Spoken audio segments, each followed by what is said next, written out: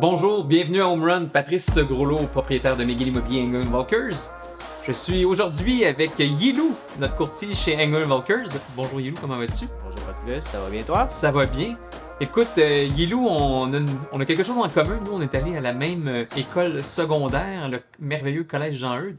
Et mon troisième enfant, justement, vient d'être accepté. Donc, c'est juste là, je suis dans la semaine très Jean-Eudes. Ça a été un des éléments qui nous a mis en contact à l'époque quand on avait mis on recherchait évidemment des courtiers pour développer la clientèle asiatique qui explosait complètement à Montréal. Et on ne trouvait pas de bons courtiers. Je passais des dizaines et des dizaines et des dizaines d'entrevues et je ne trouvais pas. Et j'ai eu la chance de mettre le message sur Facebook et il y a quelqu'un qui est allé te taguer. Et le reste, c'était l'histoire. Aujourd'hui, Yi, tu es un des grands courtiers d'origine asiatique au Québec. Et écoute, évidemment, tu as surfé la merveilleuse vague. Raconte-nous un petit peu les débuts, parce que moi, j'ai fait une exception à l'époque avec toi, parce que habituellement, on engage des courtiers qui ont minimum 3 ans d'expérience, mais vu que dans les courtiers d'expérience, on ne trouvait absolument pas chaussures à notre pied, donc on a décidé de prendre un courtier qui commençait dans notre industrie et de le former à 100%. Et je suis très content d'avoir fait cette exception. Alors, ramène-nous un petit peu le jour 1 quand tu t'es dit, parce qu'évidemment, tu avais différentes options d'emploi. Pourquoi pourquoi le courtage? C'est quoi cette journée-là? Ben, le courtage, j'étais à l'étude à temps plein à John Molson en business international et je me voyais pas continuer à faire des études parce que je me voyais pas travailler en tant qu'employé dans une compagnie. Alors, j'ai décidé d'aller chercher une autre solution. Alors, j'ai passé mon cours de courtage et après ça, j'ai commencé dans une autre agence. Et j'étais encore à l'étude à temps partiel et je travaillais et un jour, tu m'as contacté et j'ai vraiment apprécié que tu me donnes la chance en fait de faire partie de cette équipe qui a grandi une croissance phénoménale. Et au début, j'étais très nouveau, disons, j'avais pas fait beaucoup de transactions, mais avec l'aide, le support de l'équipe, les formations et naturellement un peu mes expériences de vente et un peu ma personnalité, je trouvais que ça allait beaucoup avec ma direction de carrière dans le futur. Ben moi, j'aime toujours dire, Sidney Crosby a déjà joué junior. À un moment donné, c'est ça, c'est d'être capable de voir le potentiel. Écoute, moi, quand on s'est rencontrés en entrevue, j'ai dit, intuitivement, j'ai dit à Debbie, j'ai dit, ce gars-là, c'est juste une question de temps. T'étais comme tout était coché, là, versus tous les autres courtiers d'origine asiatique que j'avais rencontrés. Là, t'étais vraiment dans une classe à part. Là, on a fait un gamble, et même à l'époque, on s'était dit mutuellement, parce qu'évidemment, il y a toujours un apport de campagne marketing, responsabilité du courtier. Il y a celle de l'agence, mais il y a celle du courtier aussi. Puis je me rappelle, j'avais dit, on va changer le split de façon temporaire pour t'aider dans ta campagne plus micro, celle que tu t'occupes. Et là, finalement, je t'avais dit, écoute, quand tu te sens à l'aise de reprendre la charge totale de la campagne marketing, je pense que 3 mois maximum, tu m'avais rappelé, Patrice, ça décolle, les mandats s'en viennent, c'est déjà signé, le pipeline était déjà plein. Écoute, puis on était revenu au split traditionnel des courtiers. Et là, ça a monté, ça a monté, ça a monté, ça a monté. Qu'est-ce que tes parents disaient aussi parce que de faire ce saut-là, comme là, John Molson, tu t'expliquais tantôt, est-ce qu'ils t'ont endossé tout de suite ou est-ce qu'il y avait des doutes? C'était quoi la communication à cette époque-là avec tes parents? En fait, j'étais allé à l'école de courtage à cause de mon père. Il me disait de faire quelque chose en même temps de faire mes études. Mais mes parents pensaient pas que j'allais arrêter les études pour aller en courtage à 100% du temps.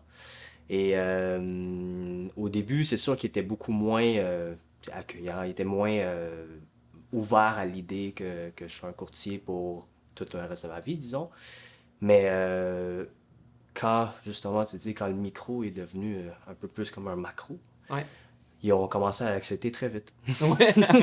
Les résultats étaient là, puis à un moment donné, Ouais, c'est ça. Au exact. final, si on gagne bien notre vie. Ouais. On le sait parce que des fois, les gens ont l'impression que tous les courtiers gagnent bien leur vie, mais pré-COVID, le salaire moyen d'un courtier immobilier au Québec était de 46 000. Donc, c'est pas du tout ce que les gens s'imaginent. 46 000, c'est avant dépenses, redevances, frais, licences, marketing et tout ça. Donc, il n'en reste plus beaucoup à la fin de l'année.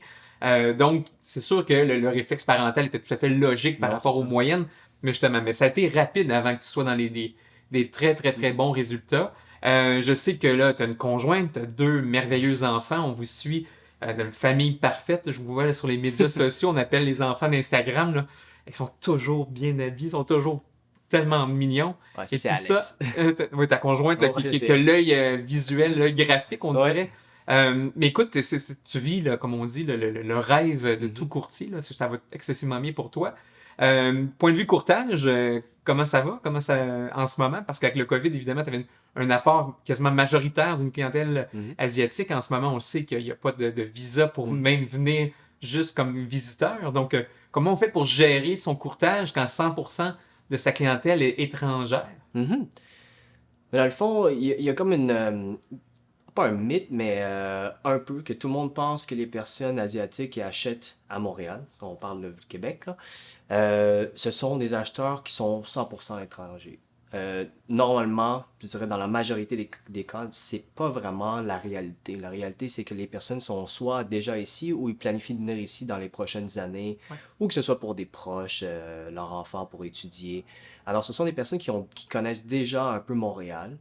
Et alors, même si personne ne pouvait rentrer, mais il y a tellement une grande communauté asiatique, chinoise, coréenne, qui est déjà établie, disons, au Canada au complet, que on a vu des diminutions, mais des diminutions un peu plus sur des secteurs un peu plus niches que des investisseurs investissaient vraiment juste purement pour investir à Montréal. Mais ça, c'était vraiment un nombre beaucoup plus bas qu'on pensait. Ça, c'est le point important parce que Ouais, ça a été dans les médias. On a entendu exact. parler des hausses. On reprochait à la communauté asiatique, souvent plus dans l'Ouest canadien à cause de la Mhm, proximité géographique. On responsabilisait la hausse immobilière sur les acheteurs étrangers comme ça qui arrivaient dans une optique purement spéculative d'immobilisation de capitaux. Mais la réalité ici à Montréal, comme tu le décris, c'est des gens qui s'en viennent s'établir ici, qui sont déjà ici, qui viennent s'établir ici. mhm, Donc, on n'est pas juste pour sortir de l'argent d'un pays communiste, venir l'immobiliser ici. On est vraiment dans une optique migratoire, donc c'est complètement un autre calcul. Et en mhm. même temps, on l'a vu pendant le COVID, Non, c'est ils ne ça. pouvaient pas venir, donc Personne. les volumes d'achat ont diminué, pourtant les prix n'ont jamais augmenté autant que ça. Donc, est-ce qu'on vient de s'éviter la fameuse taxe de 15% qu'il y a à Vancouver, qu'on a mis aussi à Toronto? Est-ce qu'on l'évite à Montréal maintenant qu'on a prouvé mathématiquement que ce n'était pas la responsabilité des acheteurs étrangers, la hausse des prix? Je trouve qu'il y a encore du travail à faire parce que tout le monde pense que c'est des acheteurs étrangers. Mais c'est, comme tu l'as dit, on l'a vu durant le COVID, personne ne pouvait rentrer. Et c'est là que les prix ont tellement monté que ça faisait pas de sens. Mais même en ce moment, le monde blâme les acheteurs étrangers. Ça fait tellement partie d'un chiffre minime, mais en même temps, la taxe, elle pourrait faire du sens, disons, pour certains cas. Il faut vraiment savoir c'est quoi qui considère un acheteur étranger. Ouais. C'est vraiment purement étranger qui est jamais venu ici, qui n'a pas l'intention de venir ici. Ça, c'est vraiment. Ça, c'est un acheteur étranger pour moi. Quelqu'un qui est déjà en train d'appliquer l'immigration, ils ont déjà passé le fédéral, ils attendent juste le provincial. Moi, je trouve que ce n'est pas des acheteurs étrangers. C'est des personnes qui vivent, qui ont déjà une partie de leur citoyenneté, disons, canadienne pour y habiter.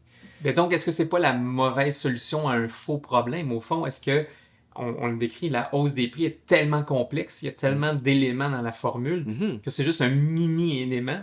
exact. Donc, même si on imposait cette taxe-là, ça ferait pas, absolument pas l'effet escompté. Si on recherche une baisse des prix ou une diminution des hausses, est-ce qu'on vient pas de justement de s'attaquer à un faux problème?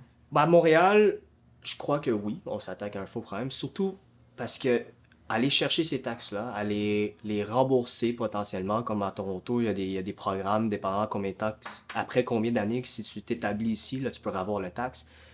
Ça va coûter plus cher à la fin de la ligne que de taxer ces pourcentages-là aux acheteurs qui sont réellement dans l'étranger. Je crois qu'ils travaillent sur le mauvais point pour trouver la solution à la hausse. Ben, on recherche justement des immigrants, on en a besoin. Mhm.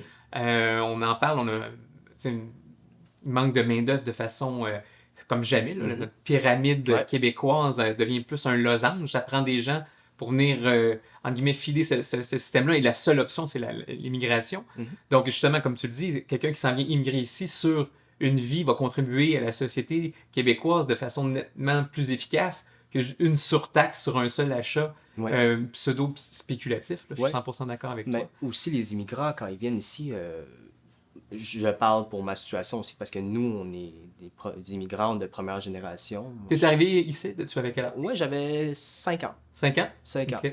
Et c'est pas des personnes, disons, les personnes qui immigrent ici à travers des réseaux normaux. Ce sont des immigrants qui ne sont pas autant fortunés qu'on pense. C'est juste que la culture est différente. Ici, on vit sur beaucoup de crédit versus dans d'autres endroits, on vit beaucoup sur la liquidité. Alors, on pense que les personnes viennent ici avec beaucoup d'argent, mais la réalité, c'est que c'est un montant, un budget qu'ils ont pour dépenser pour acheter une propriété, pour acheter une maison, pour acheter un commerce ou quoi que ce soit pour s'établir. Alors, ce ne sont pas des personnes qui sont aussi fortunées qu'on pense également. Alors, si on commence à taxer plus ces personnes-là, on va ralentir encore plus savoir les immigrants qualifiés qui veulent rentrer dans le pays. Et je trouve vraiment pas que c'est la bonne façon de s'y approcher, là. OK. C'est quoi le profil type d'un acheteur asiatique au Québec? Qu'est-ce qu'il recherche? C'est quoi l'attrait du Québec pour un acheteur asiatique? L'attrait du Québec, je dirais qu'il y en a même beaucoup. Le français fait partie d'un, à cause que plus de langues, mais plus d'opportunités aussi. Je parle pour moi-même. Moi, je parle français, anglais, chinois, vraiment, j'écris, je parle. Et Ça t'es ouvre un des beaucoup de rares portes. courtiers, en plus, là, je dois dire que c'est Ouais, non, rare c'est dans vrai, l'industrie c'est des plus courtiers qui rare. maîtrisent Ouais. à ce point les Mais il y a trois un peu de langues. différence dans le fond, courtier comme moi et un courtier chinois normal. C'est que moi, j'ai plus un peu, j'ai beaucoup la culture québécoise. Ma femme, elle vient de Sherbrooke, là. Et la majorité des courtiers ici sont vraiment plus chinois. C'est des immigrants qui sont venus s'établir ici, mais ils ne parlent pas aussi bien français ou anglais. Alors, il y a un peu de barrage de communication avec, par exemple, les vendeurs que mes clients, beaucoup de clients qui sont québécois, qui parlent français et anglais. Mais ils parlent très bien. Ouais. Ben, C'est... je me rappelle, on avait fait un reportage ensemble, les Mhm. grands reportages à Radio-Canada, Mhm. et les journalistes étaient fascinés. Enfin, on a un courtier chinois qui est capable de s'exprimer à ce point aussi bien dans les différentes Mhm. langues. Donc, c'est un atout. Pourquoi parce que l'on sait que moi, c'est quelque chose que j'ai appris, c'était toi qui m'avais enseigné ça, que justement en Chine, on n'est jamais propriétaire. Au fond, là, c'est des bails amphithéotiques. Ouais.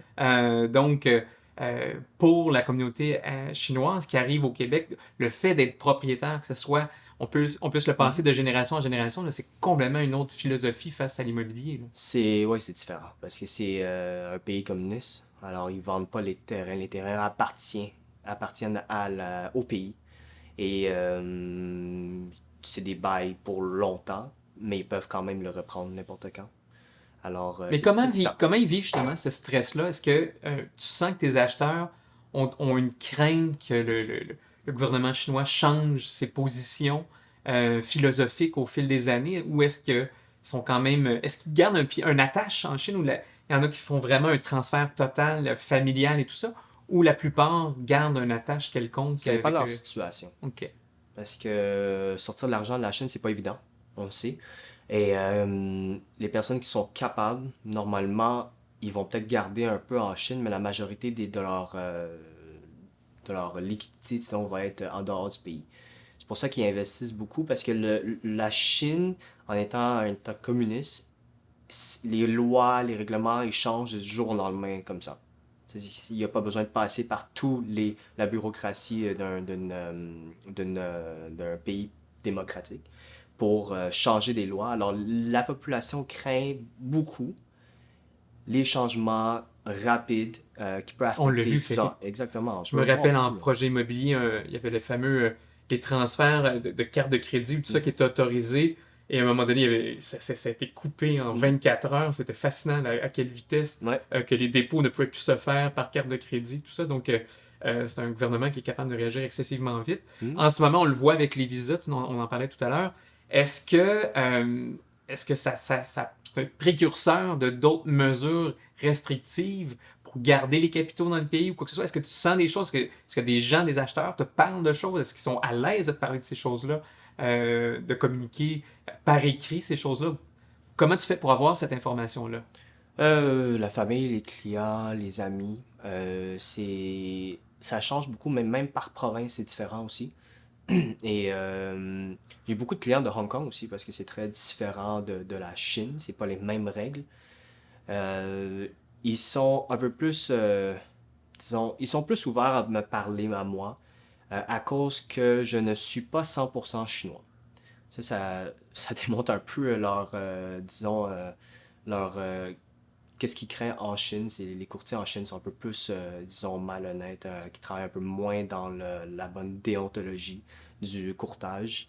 Et ça, c'est une raison pourquoi ils approchent moi en tant que courtier, qui est pas né ici, mais qui a la culture un peu plus, disons, occidentale, pour les Est-ce que aider. c'est une crainte aussi de lien avec le régime, de se faire, de se faire, pas stouler, là, c'est quoi le bon terme Mhm. en français, mais de se faire dénoncer Ouais. auprès du gouvernement? Est-ce que c'est une crainte qui existe aujourd'hui? Est-ce que ça existe encore? Ou est-ce que c'est amplifié par les médias, tout Ça ce qu'on voit? existe, parce qu'il y a beaucoup de mesures. Le gouvernement chinois surveille tous les Chinois par WeChat, par tous les médias sociaux que les Chinois utilisent. Ils les surveillent tous. Même les personnes comme nous qui utilisent les applications créées en Chine, ils ont toutes nos informations aussi. Alors, des fois, ça fait tellement longtemps que le gouvernement est comme ça que c'est comme c'est le standard, c'est commun là. C'est plus on n'en parle plus autant. Il y a des personnes qui revendiquent ces mesures-là, mais normalement on n'entend pas parler d'eux Ok. longtemps. Est-ce que est-ce que c'est dans la tête des besoins ce qu'ils recherchent? Est-ce que c'est le numéro un, cette liberté-là? Est-ce que c'est l'élément clé qu'ils recherchent au Canada? Cette liberté d'expression, cette liberté de culte, culture, peu importe. Est-ce que c'est au fond l'abondance de liberté qu'on a? Pas nécessairement, parce que la culture, ben, la société et la culture chinoise, beaucoup qu'est-ce qu'ils recherchent, c'est la liberté financière plutôt. Parce que c'est très contrôlé, l'argent en Chine. Alors quand ils viennent investir ici, ils aiment ça que c'est protégé. Il y a beaucoup de mesures qui rendent que leur fonds, tout est protégé. Je dirais que c'est une des choses qui les attire le plus en tant qu'investisseurs, mais aussi en tant que, disons, des parents qui veulent établir ici avec leur famille. L'environnement, c'est numéro un. Je peux pas dire comment que j'apprécie que mes parents ont fait le gros move, disons, là, de partir de la Chine et venir ici. Parce que C'était le bon move. j'ai jamais, je regrette pas qu'ils aient fait ça. Eux non plus, ils regrettent pas. Et je comprends même pas comment ils ont fait ça aussi. Ouais. C'est, Mais c'est, moi, je me rappelle d'avoir rencontré plusieurs fois des Mhm. clients qui étaient ici dans les Ouais. salles de réunion, tout ça, et qui me parlaient de qualité de l'alimentation, intégrité de l'alimentation, qualité de l'eau et des choses Mhm. comme ça, qualité de l'air. C'est des choses que nous, on prend pour acquises, mais justement, on rentre dans l'air. Quand tu as commencé avec nous, tu peut-être pas dans l'apocalypse euh, des réchauffements climatiques et tout ça, mais là, c'est dans l'air du Ouais. temps, tout ça. Donc, est-ce que justement cet attrait du Canada va juste s'accélérer avec tout ce qui se passe? Puis est-ce que tu sens une accélération de l'appréciation canadienne, là? Oui, surtout aux États-Unis, c'est un peu moins accueillant pour les Asiatiques. Pourquoi? À cause des différentes lois, à cause des fusils, à cause de la politique qui est pas stable, c'est très instable pour les Chinois. Quand ils voient Canada, ils voient la stabilité, prospérité, la nature, un bon environnement, c'est ça qu'ils voient. Alors c'est très attrayant pour les acheteurs chinois, disons. Et c'est ça. Ben donc, tu vois, parce que je sais qu'ils viennent d'acheter un nouveau consul sur la montagne, ils viennent d'acheter une école dans l'ouest de Mhm. l'île qui est chapeautée par le consulte. Donc, c'est vraiment Ouais, Cooper Academy. ben, c'est-tu Cooper ou c'est-tu Ouais, une autre Cooper, mais je pense qu'ils ont acheté une autre Marie-France? aussi. Pas Marie-France, c'est quoi le. Je me Que rappelle j'oublie c'est le plus. nom de Mais ils ont l'école. acheté un, puis je pense qu'ils en ont acheté un autre aussi. Donc, pour concentrer, c'est quoi? Parce que là, c'est quand même étatique Mhm. comme contrôle sur ces écoles-là. C'est pour concentrer les élèves spécifiquement dans certaines écoles pour garder un certain contrôle hors pays? J'essaie de comprendre la logique Hmm. plutôt que les laisser aller dans Je pense pas, l'école de leur choix. c'est pour contrôler, je crois que c'est une opportunité d'affaires et pour faciliter, disons, la transition des immigrants ici. Parce qu'il y a plusieurs catégories d'immigrants aussi. Tu sais, il y a des immigrants normaux, des immigrants investisseurs qui ont beaucoup plus de fonds. Il y a toutes sortes d'immigrants. Alors, il faut avoir des personnes ici ou des compagnies ou des établissements pour les accueillir de différentes façons. Et d'un point de vue gouvernemental canadien, fédéral, est-ce que tu vois un status quo sur les quotas d'immigrants chinois ou tu penses que ça va augmenter? C'est quoi, tu penses, la position actuellement Ça, je des sais différents vraiment pas. gouvernements? Tu vois pas de Non, différence? je vois pas de différence. Je pense pas qu'il y a un... Ben, je vois... il y a jamais eu de quota, disons, de la provenance du pays des immigrants, là. Mais moi, ça serait bénéfique pour le Canada de l'augmenter, c'est sûr. Et pour Parce que toi notre aussi. plus... Ouais, oui.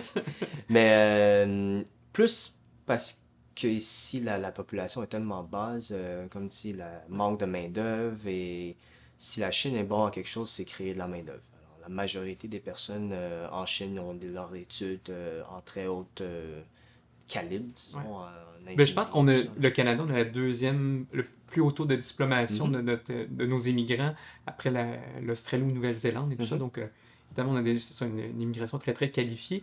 Il y a des choses intéressantes que tu m'avais déjà dit. Je ne sais pas si c'est encore vrai aujourd'hui, mais comment qu'on explique que les acheteurs chinois veulent habituellement faire affaire avec un courtier chinois?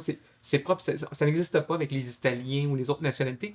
C'est vraiment propre aux acheteurs chinois qui ont tendance mhm. à vouloir travailler avec des courtiers chinois. Qui explique ça? Et là, tu m'expliquais qu'il fallait avoir une certaine morphologie.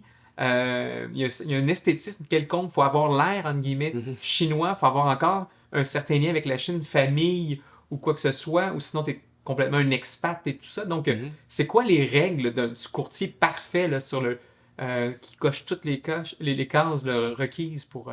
Disons un courtier qui a encore de la famille en Chine, qui est né là-bas, mais que la culture ici, c'est exactement qu'est-ce qu'ils recherchent, les Asiates. Exactement, toi.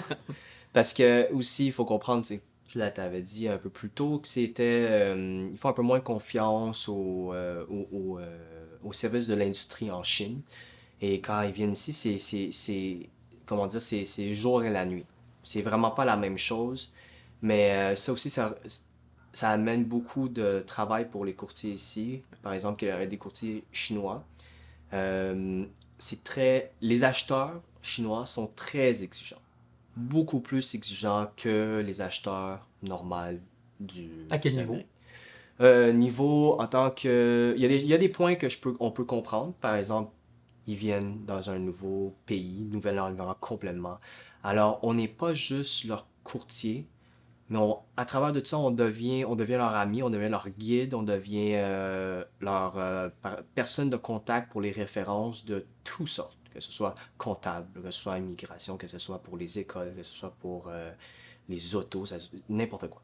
C'est le vrai service Ouais, concierge, c'est ça, c'est beaucoup vraiment un plus large que service le courtage. concierge pour la clientèle chinoise, et c'est très important, c'est ça qu'ils recherchent aussi. Et ça vient que c'est beaucoup de travail. Il peut appeler 5 fois de suite, 6 fois de suite, à 11 heures le soir. Ça, c'est le, la société chinoise dans l'industrie du service est très différent qu'ici. Je veux pas dire qu'ils respectent pas le temps des courtiers en Chine, mais c'est un peu ça aussi. C'est que ils ont pas de limite en tant que client. Les clients, c'est comme un peu le roi c'est ça. Les clients, c'est des rois. Le système solaire, le client, c'est le soleil. Ouais, Ça, exact, exact. Alors, non, il y a des clients qui ont appelé. Ben, il y a déjà une question de fuseau horaire déjà à la base. C'est pour Ouais, ça que c'est sûr. peut-être ton équipe, ça te prend absolument des collaborateurs. Mhm, Ça peut pas être on duty, comme on dit, être live 24 heures sur 24. Donc, ça prend quelqu'un qui fait toutes les communications, les documents, les échanges mhm, courriels, les appels de nuit, de jour et tout. Donc, ça prend un chiffre éternel. Donc, tous nos courtiers chinois, chez nous, ont tous une structure collaborative avec certains autres courtiers, juste d'un mhm, point de vue logistique de fuseau horaire. Mais là, si tu dis, eux, dans leur tête, c'est comme si tu disais, ouais, je te paye, donc tu es à mon service, mhm. peu importe l'heure, tu es disponible quand je suis Ouais. disponible. Ben, je généralise, mais si on prend par exemple les clients qui ne sont pas chinois versus chinois, disons que le pourcentage est beaucoup plus haut des Ok. clients qui sont très exigeants, Mais ça ne devient pas un avantage pour des courtiers comme toi, Mhm, qui travaillent excessivement bien, qui sont très disponibles, mhm. que justement, vu plus ta clientèle est exigée, plus toi, tu es là pour leur livrer, donc tu te démarques des autres courtiers Exactement. qui, eux, vont se limiter à des horaires de travail Exact. plus traditionnels et tout ça. Donc, est-ce que justement, ça ne bénéficie pas d'avoir des références et des références parce que Mhm.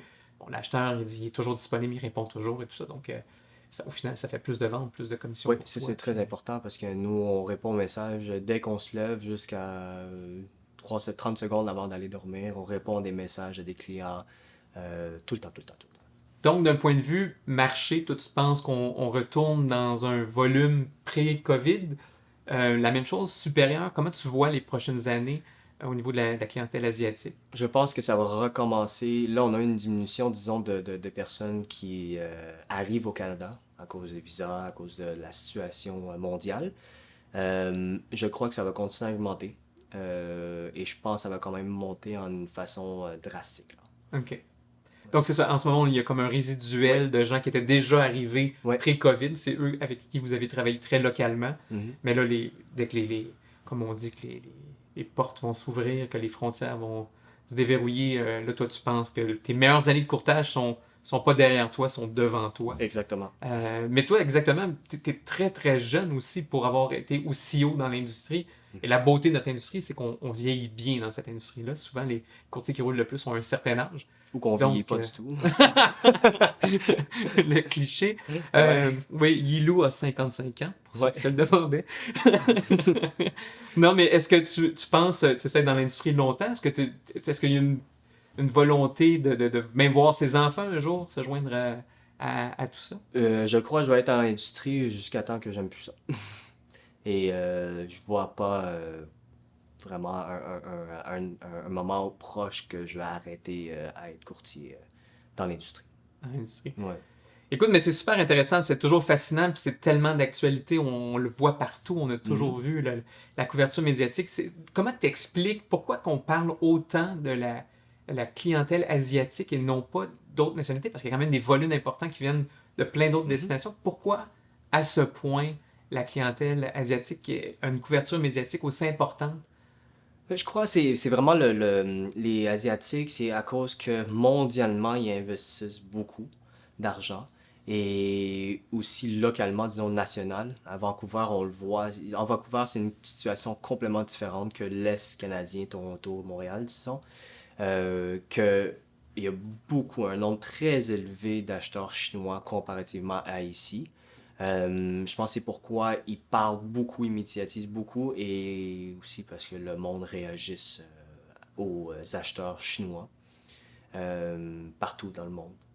Et je pense que c'est vraiment juste pour ça. Mais il y a beaucoup de volume des pays, disons, arabes, en France, Complètement. européennes. C'est Ben, beaucoup. la francophonie, c'est la cinquième langue la plus Ouais. parlée dans le monde en nombre de pays, c'est le français.